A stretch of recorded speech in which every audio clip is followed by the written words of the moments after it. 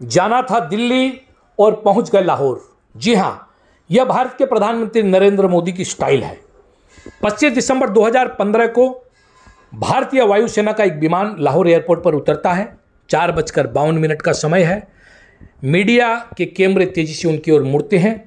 थोड़ी देर बाद भारत के सुरक्षा सलाहकार अजीत डोभाल, तब विदेश सचिव एस जयशंकर और कुछ अफसर विमान से उतरते हैं। सबसे आखिर में हाथ हिलाते हुए प्रधानमंत्री नरेंद्र मोदी उतरते हैं।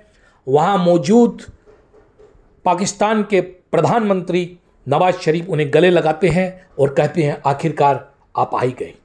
पीएम मोदी को गार्ड ऑफ ऑनर दिया जाता है। वे आगे बढ़ते हैं और वहां एक पाकिस्तानी सेना का हेलीकॉप्टर खड़ा होता है जिसमें मोदी सवार हो जाते हैं।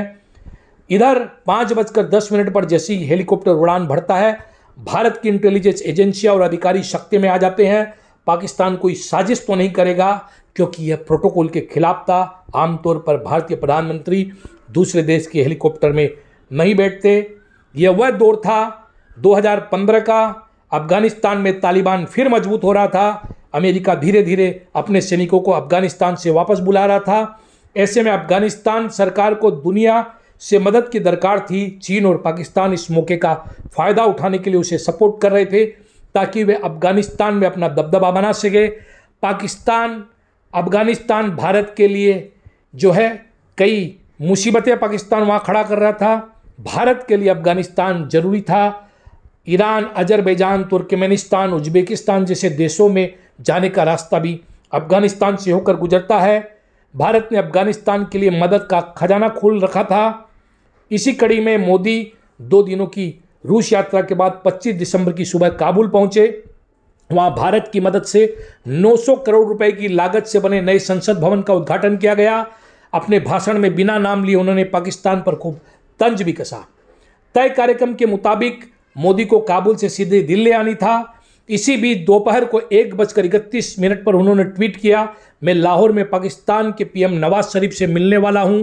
यह खबर आग की तरह फैली। लोगों को यकीन नहीं हो रहा था कि यह सच है। 11 साल बाद कोई प्रधानमंत्री भारत का पाकिस्तान जा रहा है, वो भी अचानक। भारत में नई भाजपा सरकार बने 19 महीने ही हुए थे और यह सरकार इंटरनेशनल पॉलिटिक्स में अपने हाथ आजमा रही थी। प्रधानमंत्री मोदी 36 देशों का दौरा कर चुके थे। 5वीं बार नवाज शरीफ से मिलने वाले थे। उस दिन इस्लामाबाद में भारत के राजदूत टीसीए राघवन छुट्टी पर थे। वक्त की कमी के चलते वे प्रधानमंत्री के स्वागत के लिए इस्लामाबाद से लाहौर एयरपोर्ट नहीं पहुंच पाए। उन्हें सीधे नवाज शरीफ के घर के लिए निकलना पड़ा। पीएम मोदी को लाहौर एयरपोर्ट से करीब 42 किलोमीटर दूर रावलपिंडी स्थित नवाज शरीफ के घर जाना था। एयरपोर्ट के करीब 50 किलोमीटर दूर भारत के दुश्मन और मुंबई हमले के मास्टरमाइंड आतंकी हाफिज सईद का हेडक्वार्टर भी है। बाद में उसने मोदी दौरे का विरोध भी किया। उसने सोशल मीडिया पर पोस्ट करते हुए कहा, मोदी ने कश्मीर पर कब्जा किया हुआ है, उसकी इतनी आवभगत नहीं होनी चाहिए। इससे पाकिस्तानी लोगों की आहत हुई है भावनाएं। पाकिस्तान साजिश रचता तो भारत का न्यूक्लियर कमांड भी इससे डिस्टर्ब कर सकता था। न्यूक्लियर अटैक कब और कहां करना है, इसके लिए भारत में न्यूक्लियर कमांड अथॉरिटी है। इसके पॉलिटिकल चीफ प्रधानमंत्री, एग्जीक्यूटिव चीफ एनएसए होते हैं। प्रधानमंत्री निर्णय लेते हैं कि परमाणु हमला कब करना है और एनएसए इस फैसले को लागू करता है। उस दिन दोनों ही चीफ करीब 45 मिनट तक पाकिस्तानी हेलीकॉप्टर में रहे। ऐसे में अगर कोई साजिश रचता पाकिस्तान, तो क्या उस वक्त भारत न्यूक्लियर कमांड का जवाब देने में सक्षम था? ये बड़ा सवाल आज भी है। बाद में खुद मोदी ने भी स्वीकार किया कि उनका पाकिस्तानी हेलीकॉप्टर में बैठना जोखिम भरा काम था। 4 साल बाद 2019 में इंडिया टीवी को एक इंटरव्यू में प्रधानमंत्री मोदी ने कहा, मैंने जब एसपीजी और एनएसए से इस बारे में कहा तो सब ने कहा कि ऐसा नहीं होना चाहिए, हमारे पास न वीज़ा है न सिक्योरिटी अरेंजमेंट है, सीधे जाकर कैसे लैंड करें। तो मैंने कहा चलो यार देखा जाएगा। मोदी नवाज के घर करीब 90 मिनट तक ठहरे। इस दौरान उन्हें कश्मीरी चाय, दाल, साग और देसी घी में बना खाना परोसा गया। 2.5 घंटे पाकिस्तान की ज़मीन पर रहने के बाद उन्होंने भारत के लिए उड़ान भरी और रात 8:30 बजे दिल्ली पहुंचे। तब जाकर भारतीय सुरक्षा एजेंसियों ने राहत की सांस ली। मोदी का एक कप के लिए कॉफ़ी पीने के लिए आना चाहते हैं, हम उन्हें कैसे मना करते, यह नवाज शरीफ ने उस वक्त कहा था। पीएम के लाहौर दौरे के बाद सवाल उठा मोदी को नवाज ने बुलाया था या वे खुद मिलने पहुंचे। भारत की तरफ से कहा गया कि मोदी को नवाज ने बुलाया। पाकिस्तान ने कहा कि मोदी स्वयं आए। मोदी आगे कहते हैं, मैंने कहा यार कमाल हो तुम, रावलपिंडी रहते नहीं, लाहौर में रहते नहीं। इस पर नवाज ने कहा मेरी भांजी की शादी है इसलिए लाहौर आया हूँ। नवाज ने पूछा आप कहाँ हो? मैंने कहा मैं काबुल में हूँ, हिंदुस्तान जा रहा हूँ। नवाज ने कहा यहाँ होकर जाइए। मैंने कहा भैया अचानक कैसे प्लान बनाऊंगा? उन्होंने कहा 10 मिनट तो मिल ही लीजिए। इसके बाद मैंने विदेश मंत्री सुषमा स्वराज को फ़ोन किया।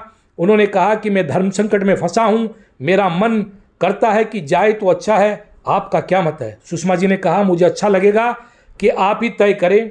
वहीं नवाज शरीफ के पूर्व विशेष सलाहकार तारिक फतेमी ने 2018 में इंटरव्यू में दावा किया, भारत के प्रधानमंत्री नवाज शरीफ को जन्मदिन की बधाई दी। कहा मैंने अपनी ऑफिशियल विजिट पूरी कर ली, अब काबुल से दिल्ली लौटने वाला हूं। इस दौरान एक कप कॉफ़ी के लिए आपसे मिलना चाहता हूं। ऐसे में हमारे प्रधानमंत्री उन्हें कैसे मना करते? इसके 8 दिन बाद ही पठानकोट पर आतंकी हमला हुआ।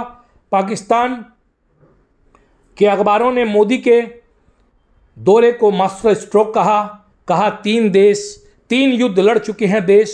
अब ऐसे में ये सामान्य रिश्ते बनाने की दिशा में बड़ा कदम है।